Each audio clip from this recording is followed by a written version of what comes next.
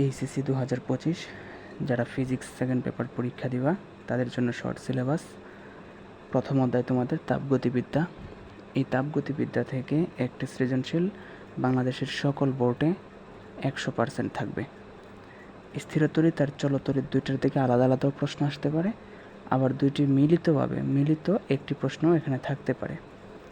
ভৌত আলোক বিজ্ঞান থেকে তোমাদের একটা সৃজনশীল 100% থাকবে, এটা ভালোভাবে পড়বা। চিরের, তারপরে ডোরাপ্রস্থ, তারপরে তোমার ধ্বংসাত্মক ব্যতিচার, গঠনমূলক ব্যতিচার, এগুলো ভালোভাবে পড়বা। আধুনিক পদার্থবিজ্ঞানের সূচনা, এটা থেকে দুটি অধ্যায় মিলে একটি প্রশ্ন থাকতে পারে, যেহেতু এটা শুধুমাত্র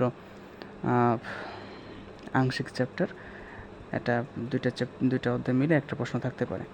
পরমাণু মডেল ও নিউক্লিয়ার পদার্থবিদ্যা, এখান থেকে 100% একটা সৃজনশীল পাবা। সেমিকন্ডাক্টর ও ইলেকট্রনিক্স, এখান থেকে শতভাগ একটা প্রশ্ন সকল বোর্ডেই থাকবে।